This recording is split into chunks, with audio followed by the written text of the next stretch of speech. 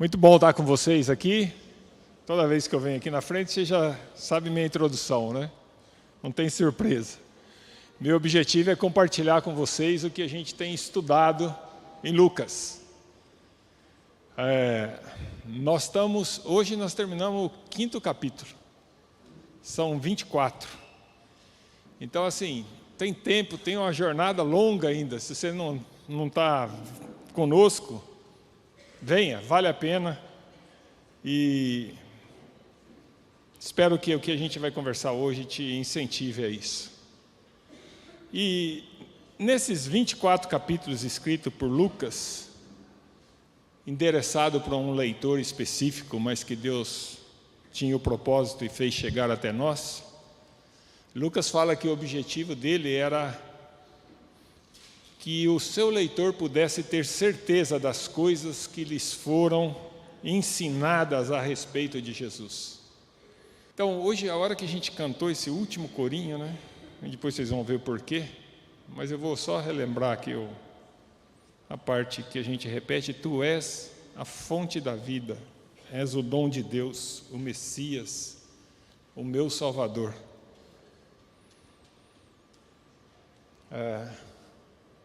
Esse corinho responde a pergunta que eu vou deixar com vocês. E a gente sempre senta aqui, né? Esperando que a gente vai ouvir uma palavra que às vezes traz conforto, traz alívio na alma. E talvez hoje o que eu quero, e espero que o que Deus queira, é que você saia com um dever, com um negócio que muita gente não gosta de fazer: refletir, pensar e ter certeza de que a resposta para a pergunta que vocês vão ver e que está nesse corinho, de fato seja a sua resposta. Então nós vamos ler Lucas 5, 17 a 26, mas antes vamos orar para que seja Deus quem nos instrua. Senhor Jesus, muito obrigado, ó Pai. Obrigado pelo Teu Espírito que está em nós e no meio de nós. E agora todos nós, como igreja, nos subordinamos a Ti, para que seja o Senhor quem fale, para que os nossos ouvidos estejam atentos àquilo que o Senhor quer nos fazer ouvir. E que a Tua palavra, pelo poder que ela tem, nos transforme, para que a gente possa saber responder: quem é este Jesus? Em nome de Jesus, amém. Então vamos lá, vamos ler Lucas 5, de 17 até 26. Certo dia, quando ele ensinava, estavam sentados ali fariseus e mestres da lei, procedentes de todos os povoados da Galileia, da Judeia e de Jerusalém. E o poder do Senhor estava com ele para curar os doentes. Vieram alguns homens trazendo um paralítico numa maca e tentaram fazê-lo entrar na casa para colocá-lo diante de Jesus. Não conseguindo fazer isso, por causa da multidão, subiram ao terraço e o baixaram em uma maca através de uma abertura, até o meio da multidão, bem na frente de Jesus. Vendo a fé que eles tinham, Jesus disse: Homem, os seus pecados estão perdoados. Os fariseus e mestres da lei começaram a pensar: quem é esse que blasfema? Quem pode perdoar pecados a não ser somente Deus? Jesus, sabendo o que eles estavam pensando, perguntou: Por que vocês estão pensando assim? O que é mais fácil dizer? Os seus pecados estão perdoados? Ou levante-se e ande? Mas para que vocês saibam que o Filho do Homem tem na terra autoridade para perdoar pecados, disse ao paralítico: eu lhe digo, levante-se, pegue a sua maca e vá para casa. Imediatamente ele se levantou na frente deles, pegou a maca em que estivera deitado e foi para casa louvando a Deus. Todos ficaram atônitos e glorificavam a Deus. E cheio de temor dizia: hoje vimos coisas extraordinárias. Se eu lhe perguntasse quem é Jesus, o que você responderia? Lá dentro, do fundo do coração. Quem é Jesus? No texto que a gente leu, os fariseus e mestres da lei, que eram os líderes religiosos da época, viam Jesus como um blasfemador. Atualmente, nós encontramos pessoas, livros, que argumentam que Jesus não existiu, que ele é fruto da lenda dos judeus. Há um outro grande número de pessoas que, apesar de acreditar em Jesus, acreditar que ele existiu, o vê como um grande homem, um sábio, um mestre. Essas pessoas geralmente admiram o ensino de Jesus e até o seu exemplo de vida, mas para elas, Jesus foi um homem sábio. Acreditem, os teólogos liberais veem Jesus assim, dessa forma, um homem sábio, exemplo de vida a ser seguido, mas um mortal, como qualquer outro homem. Eles não creem em milagre, não creem no Jesus bíblico. Uma parte dos muçulmanos aceitam Jesus como um profeta, um ser diferenciado, mas como uma visão bastante distante do Jesus bíblico. E para você, quem é Jesus? No estudo que a gente fez de Lucas até aqui, fica claro o esforço de Lucas em solidificar o entendimento daqueles que estavam lendo o seu livro sobre quem é Jesus. Eu diria que do capítulo 1 até o capítulo 5, que a gente acabou de estudar hoje, Lucas faz uso de dois caminhos para tentar dar clareza sobre quem é Jesus. O primeiro caminho que ele usa são os testemunhos de pessoas, testemunhos de anjos, que atestam que Jesus é o Messias prometido, o Filho de Deus. Nos primeiros capítulos nós vemos anjos, ou o anjo Gabriel, o primeiro, anunciando que o Salvador estava nascendo.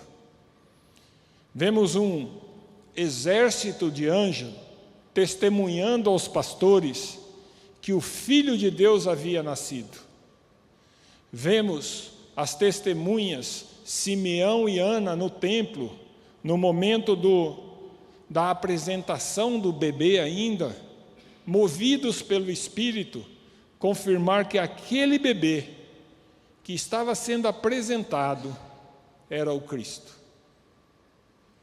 A gente vê João Batista, o profeta que veio para preparar o caminho dos Messias, confirmou ao povo que aquele que batizaria com o Espírito Santo, que separaria o trigo da palha, já estava entre eles. E mais tarde, para os seus discípulos, ele vendo Jesus fala: aquele é o Cordeiro de Deus que tira o pecado do mundo. Outro testemunho que Lucas traz é o diabo, que quando tentou Jesus no deserto, reconheceu que ele era o Filho de Deus. E também os espíritos maus, quando confrontados por Jesus, anunciavam: diziam em voz alta que ele era o Filho de Deus. O próprio Jesus na sinagoga, lendo a profecia de Isaías sobre a vinda do Messias, revela que ele era o cumprimento daquela profecia. E por último, não nessa ordem que eu estou falando, o próprio Deus, de forma audível e sobrenatural, no batismo de Jesus, anuncia: Tu és o meu Filho amado, em ti me comprazo. Está lá em Lucas 3, 22. Lucas organiza todos esses relatos para deixar claro que Jesus é o cumprimento da promessa do Salvador, para não deixar dúvidas de que Jesus é o Deus encarnado. O segundo caminho, o outro caminho que Lucas usa nesse começo de livro, para mostrar a identidade verdadeira de Jesus, é relatar acontecimentos que demonstram o poder, a singularidade e a divindade de Jesus. A intenção de Lucas foi revelar o poder total e absoluto de Jesus Cristo sobre tudo, sobre todos. Em Lucas 4, de 1 a 13, Jesus derrotou toda a tentação lançada sobre ele pelo diabo e demonstrou ainda mais o seu poder sobre o reino de Satanás, expulsando demônios. A gente vê isso nos versos finais de Lucas 4. A cura da sogra de Pedro e de muitos outros que são relatados como uma multidão sendo curada em Lucas 4, 38 e 40, Jesus mostrou ali o seu poder sobre a enfermidade. E enquanto a pesca milagrosa com Pedro, naquela ocasião Jesus mostrou o seu poder sobre a natureza e o seu conhecimento sobre o que acontece na natureza. Finalizando esses relatos, já nos capítulos 4 e entrando em 5, Lucas nos conta sobre a cura definitiva e imediata de duas doenças terríveis. A cura do leproso, que na época era um cara excluído da sociedade, considerado impuro, e além de curar, Jesus quebrou todas as barreiras, abraçando, tocando o leproso, o que fazia ele religiosamente também impuro. Mas a compaixão de Jesus fez curar e amá-lo, recebê-lo. E algo impensável para a época, Jesus faz o perdão do paralítico, que é o texto que nós lemos e que nós vamos usar para a nossa reflexão. Eu poderia usar qualquer um desses feitos de Jesus, desses feitos milagrosos, para mostrar atributos da divindade de Jesus, como Lucas fez. Mas nós vamos olhar para a cura do paralítico e vamos olhar sobre dois pontos de vista, duas perspectivas. A primeira, tentando enxergar ali poderes extraordinários de Jesus, que mostravam a sua, ou que mostram a sua divindade. E a segunda perspectiva, a segunda forma de olhar é as reações das pessoas frente àquele milagre, àquela ocorrência, a evidência do poder de Jesus. Meu objetivo com isso, como eu disse no início, é provocar você, provocar em você a coragem de dar uma resposta pessoal sobre quem é Jesus para você, o que ele significa para você. E eu oro a Deus que a tua resposta possa ser aquilo que a gente viu no último corinho que a gente contou. Então vamos lá, vamos começar pela primeira perspectiva, primeiro ponto de vista, o poder ou os poderes únicos e extraordinários de Jesus. O texto conta, quando a gente lê, chegando a essa passagem, que a fama de Jesus já tinha se espalhado. Nos primeiros versos do que nós lemos, na ocasião estavam cheios de fariseus, líderes religiosos que tinham vindo da Galileia, da Judeia, de Jerusalém, de todos os cantos daquele lugar.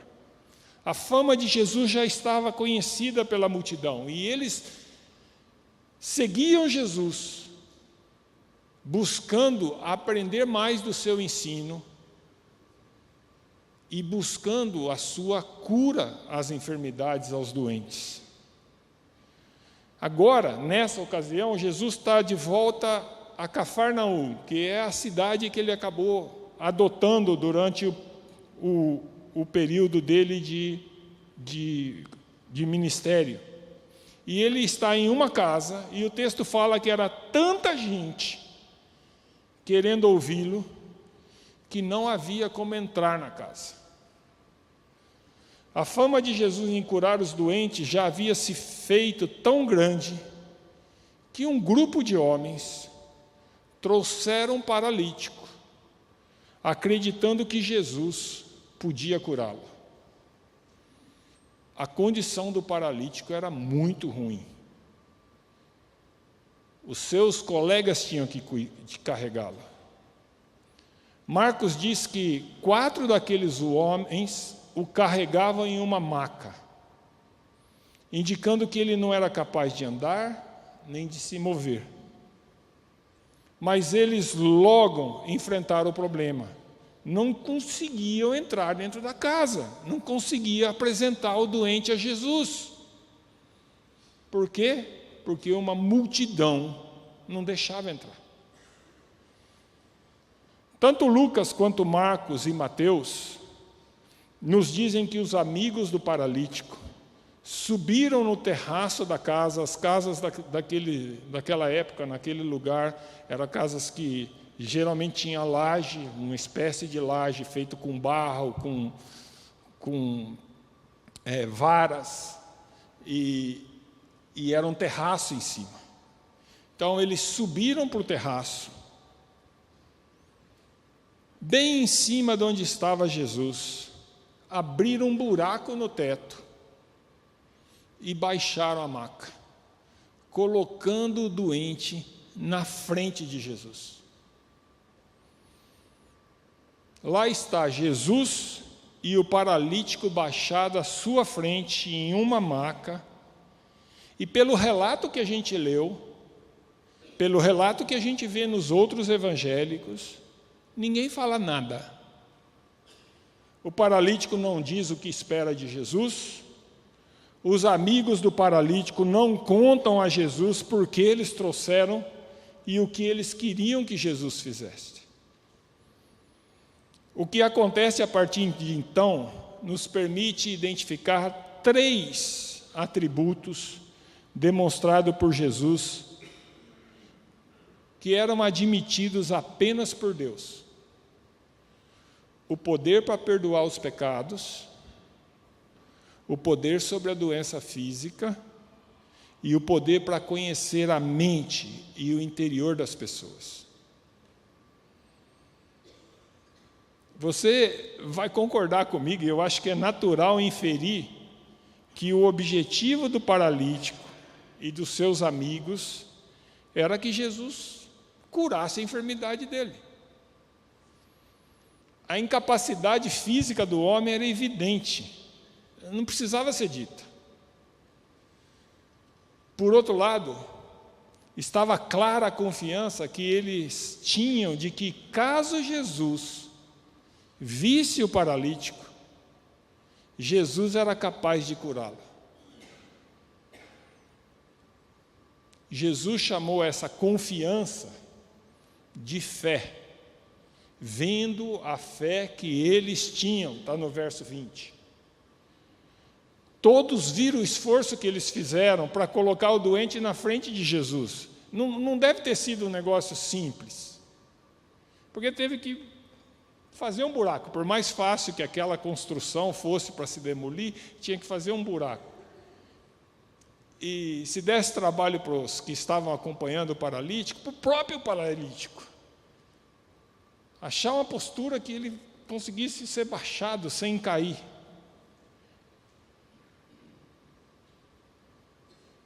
Era uma condição improvisada para apresentá-lo a Jesus. Aqui está uma marca da fé verdadeira. Guarda isso com você. A fé da verdadeira, ela age, ela busca, ela procura. Ela não é passiva. Então, para nossa surpresa, o texto no verso 20 diz que Jesus, vendo a fé que eles tinham, e eles aqui incluem os que desceram o homem e o homem, Jesus diz: homem, os seus pecados estão perdoados. É surpreendente que diante de tal enfermidade, Jesus não tenha primeiramente focado na paralisia física, na doença do homem. Para surpresa nossa, Jesus foca no pecado ou nos pecados daquele homem e na fé que ele tinha. Por que Jesus agiu assim? É a pergunta que aparece para a gente. Eu acho que a resposta tem pelo menos 2 componentes. Eu vou falar de 2 componentes. O ponto 1 é que a nossa doença espiritual é muito mais séria do que qualquer doença física. É a nossa condição, era a condição daquele paralítico que estava na frente de Jesus. O apóstolo Paulo nos diz: porque o salário do pecado é a morte eterna, mas o dom gratuito de Deus é a vida eterna em Cristo Jesus, nosso Senhor.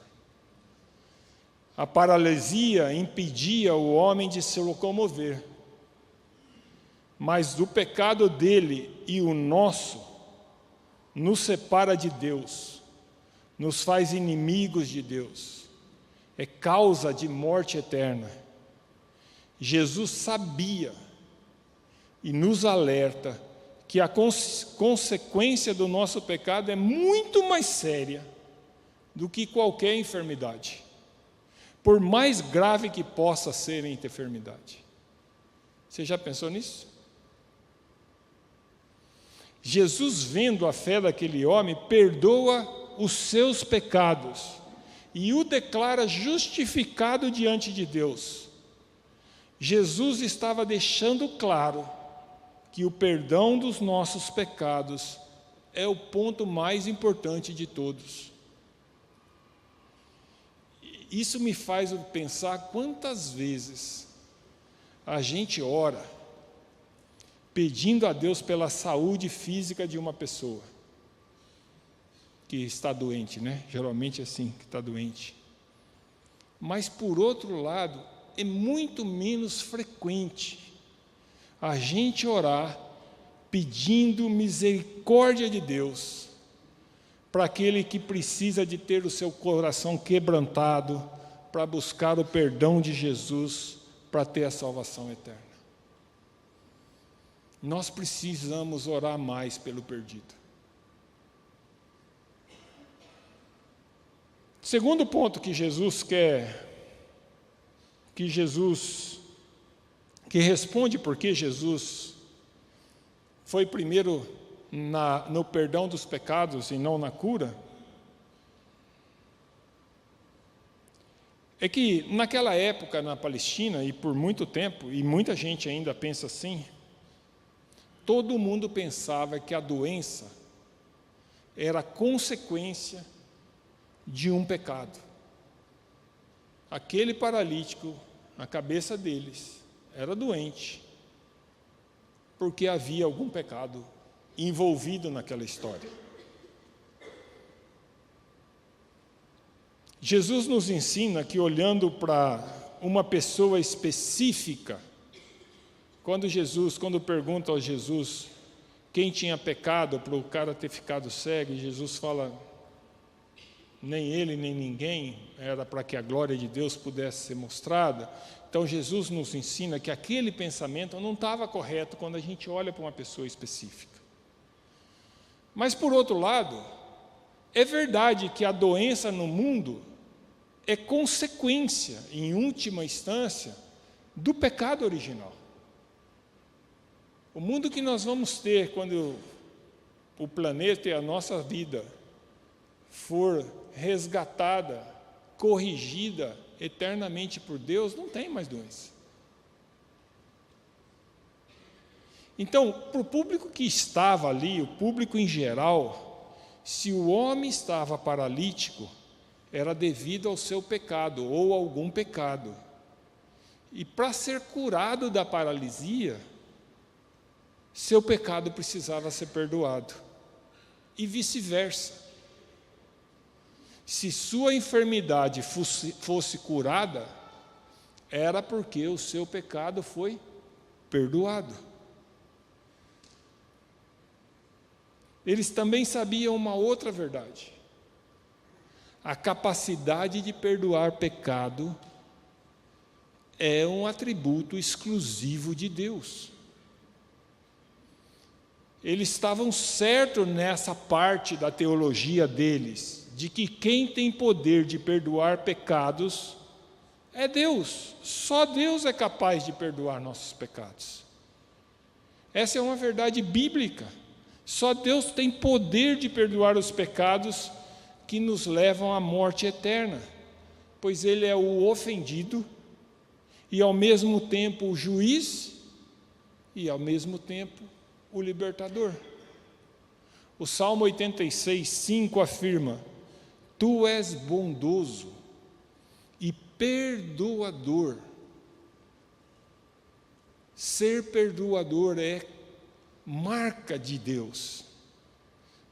Tu és bondoso e perdoador, Senhor, rico em graça para todos os que te invocam.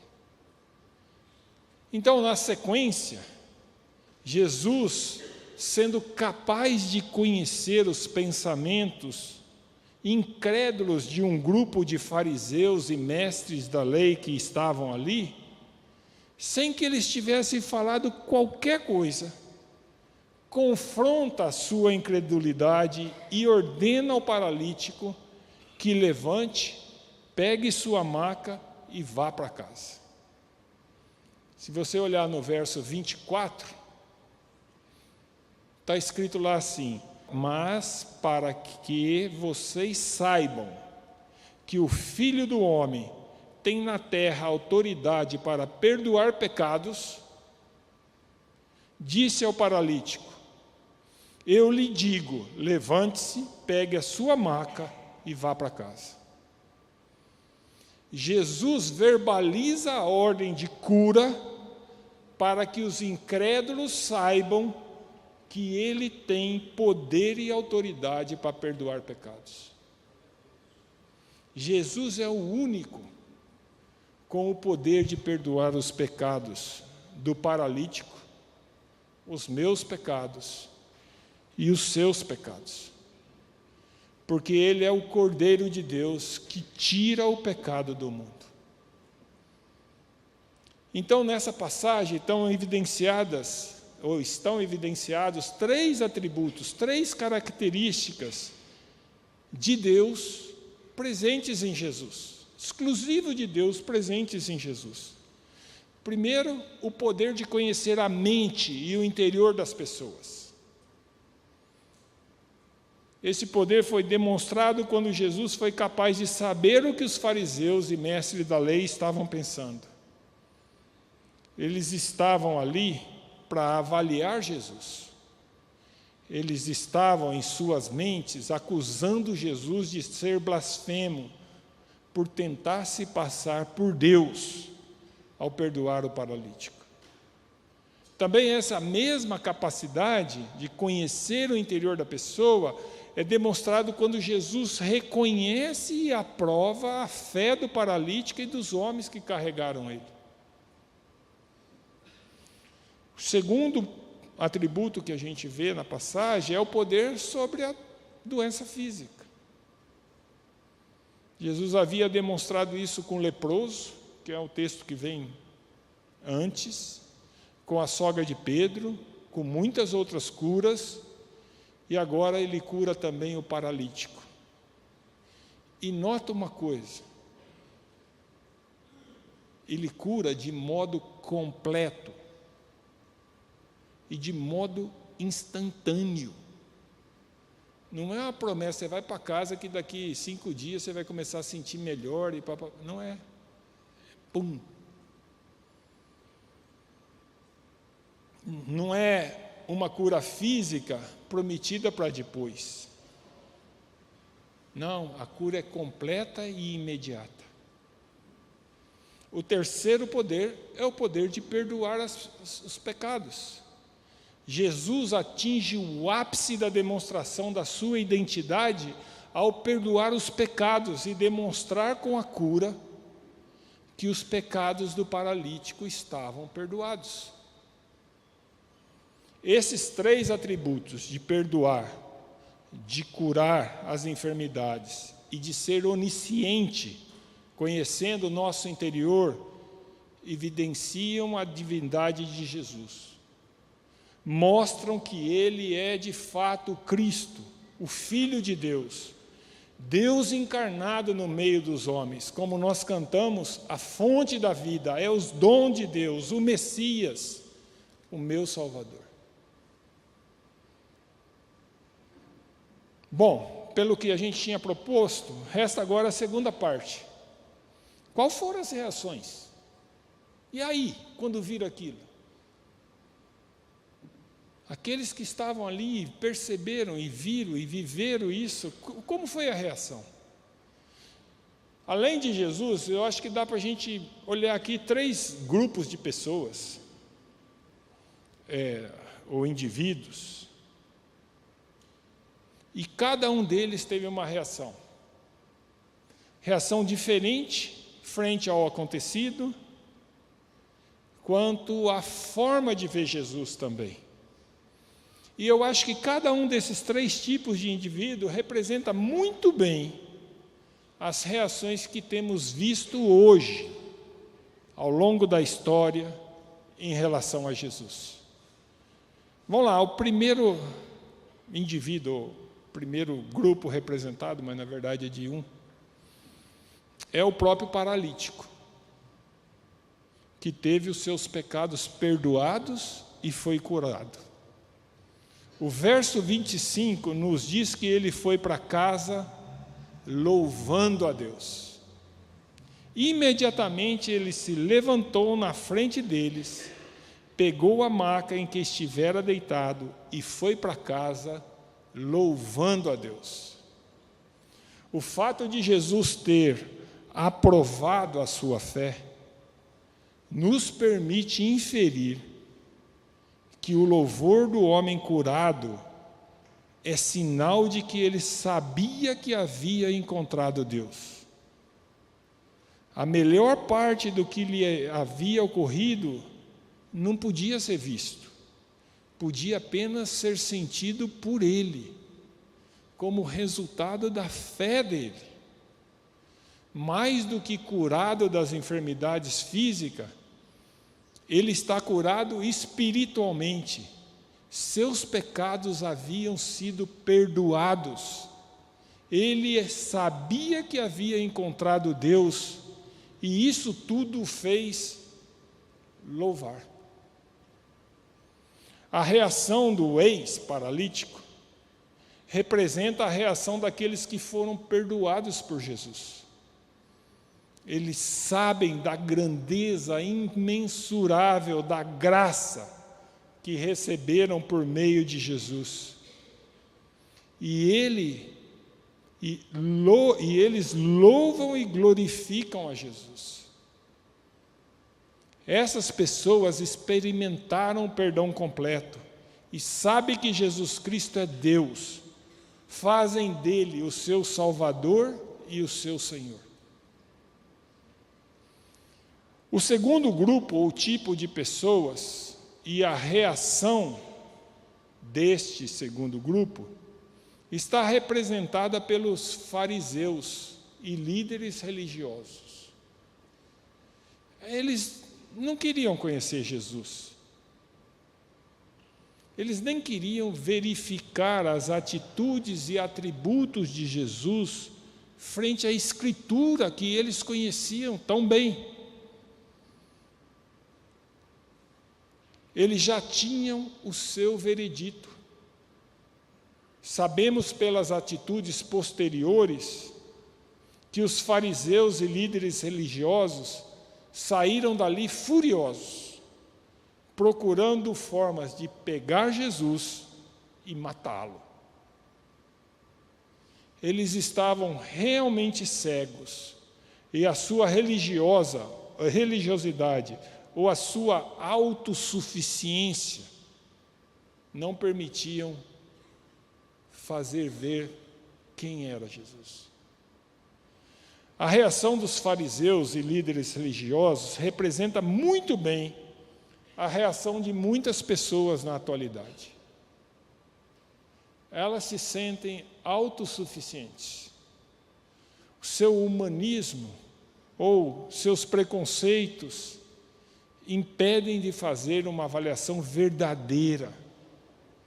E mesmo diante de evidências claras dos atributos divinos de Jesus, eles continuam a rejeitá-lo e se opor veementemente a qualquer tentativa de considerarem Jesus como o Jesus bíblico. Por fim, o terceiro grupo. Consegue enxergar qual é o terceiro grupo? É a multidão. Verso 26 diz que todos ficaram atônitos e glorificavam a Deus. E cheios de temor dizia: hoje vimos coisas extraordinárias. Já viu isso acontecer na igreja? Quantas vezes? Né? A gente vê coisas que fala assim, ou na vida da gente, né? Que extraordinário. Mas vale a pena olhar um pouquinho mais a fundo.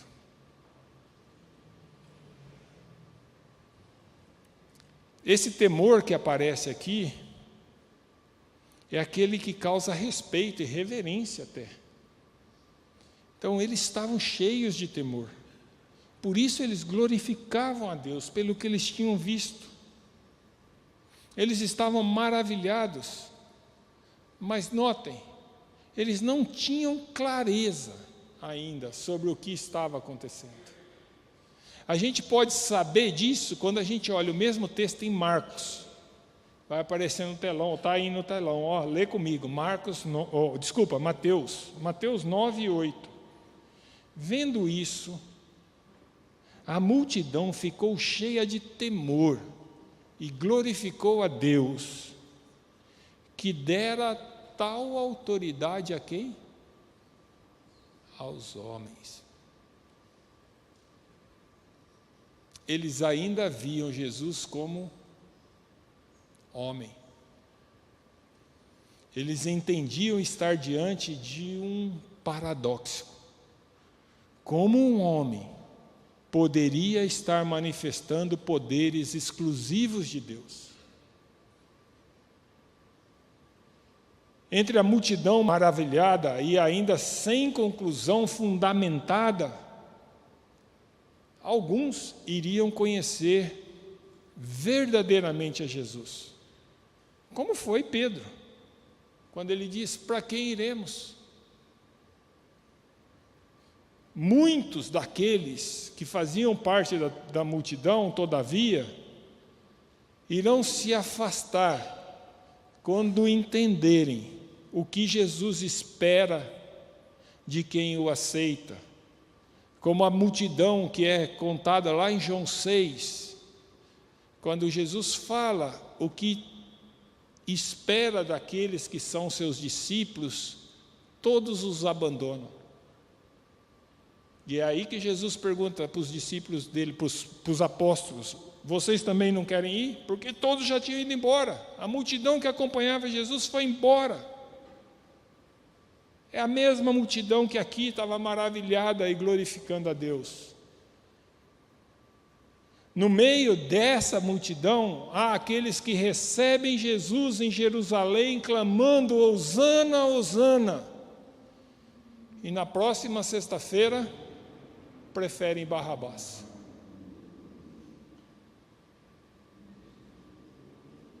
Vamos concluir. Hoje as coisas são assim também. Há 3 grupos e 3 reações diferentes em relação a Jesus. O primeiro grupo é aqueles que buscam a Jesus, são perdoados e entendem que Ele é o único Salvador. Ele é o Cristo nosso Senhor. Ele é Deus. Esses vivem louvando ao Senhor, por já estarem perdoados dos seus pecados e estão firmes que um dia serão completamente curados. Sabem que vivem desde já e eternamente livre da morte, da tristeza e de qualquer consequência do pecado. Há o segundo grupo, daqueles que negam Jesus, não querem ouvir de Jesus, rejeitam avaliar com sinceridade os fatos que estão sendo evidenciados. Eles estão cegos, a Bíblia diz estão mortos. Mas atenção, principalmente se você fizer parte do primeiro grupo, atenção. O amor e a misericórdia de Deus pode eliminar a cegueira deles e fazê-los ver a verdade. Precisamos orar pela misericórdia de Deus por eles. Não podemos abandoná-lo, porque lembra, o nosso Deus é gracioso e perdoador. É nosso papel insistir no testemunho, insistir na evangelização. E entre esses 2 extremos, o que aceita Jesus, segue Jesus, tem clareza de quem é Jesus, que Jesus é Deus, e daqueles que não querem nem ouvir falar de Jesus, tem a multidão.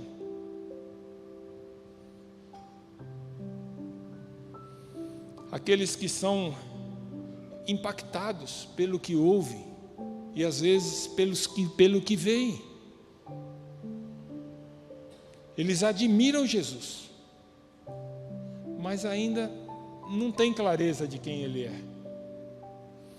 Eles seguem analisando o que é isso que eles estão vendo.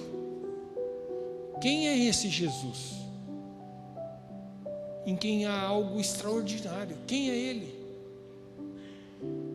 Nós, que fazemos parte do primeiro grupo, aqueles que fazem parte do primeiro grupo, da mesma forma, precisa continuar orando e insistindo com eles, pois se eles continuarem da dúvida, apesar da admiração, a admiração não vai livrá-los da condenação eterna.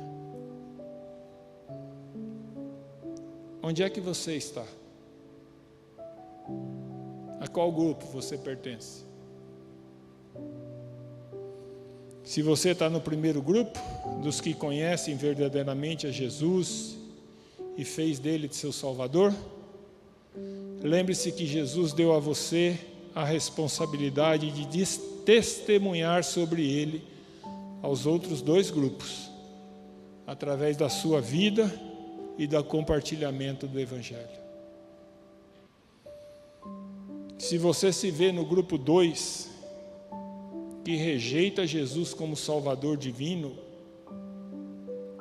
e mesmo que o veja como um grande mestre, o Evangelho de Cristo afirma que você está errado e lhe chama para avaliá-lo com imparcialidade. Se você sinceramente fizer isso, Deus vai te responder. Se você está no grupo 3, cuidado em estar no meio da multidão.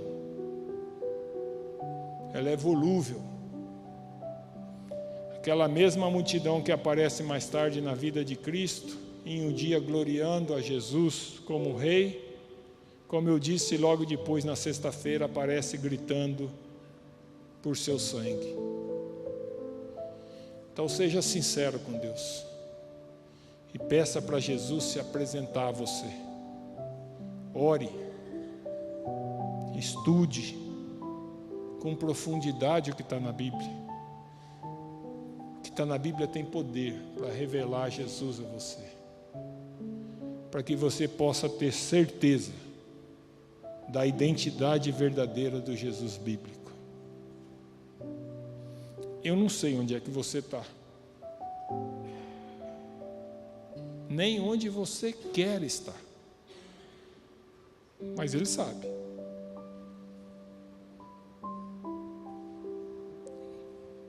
Mas a minha posição, eu quero estar a caminho da minha morada celestial, glorificando a Deus, porque os meus pecados foram perdoados por Jesus Cristo, o Deus que se fez carne e morreu por nós, o Deus que é o nosso Salvador. E você? Vamos orar?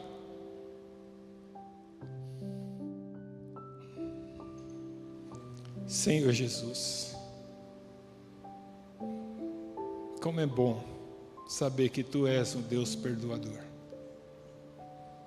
da infinidade do Teu poder, do Teu amor, da Tua graça. Senhor, no meio de nós, temos pessoas que fazem parte desses 3 grupos, aqueles que Te aceitaram, que sabem da Tua identidade de Jesus como Deus verdadeiro. Há aqueles, Senhor, que Te admiram, mas rejeitaram olhar para Ti como Deus. E há aqueles que ainda não se decidiram em relação ao Senhor. Por Tua misericórdia, bondade e amor, pelo sacrifício de Jesus na cruz, olhe para nós, Senhor. Derrame a Tua graça, que nós possamos, Senhor, caminhar entendendo quem é Jesus Cristo. Que aqueles que já Te aceitaram entendam da responsabilidade de testemunhar, de anunciar o Teu Evangelho aos outros 2 grupos. Aqueles que Te rejeitam, que a Tua misericórdia dobre o coração deles, que eles possam ter sinceridade em Te avaliar e encontrar o verdadeiro Senhor. E aqueles que estão na dúvida, que a Tua luz ilumine o caminho e eles possam encontrar a Tua salvação. Que nós, como igreja, possamos ser luz para ajudar essas pessoas a encontrar a Ti. Em nome de Jesus Cristo. Amém. Amém.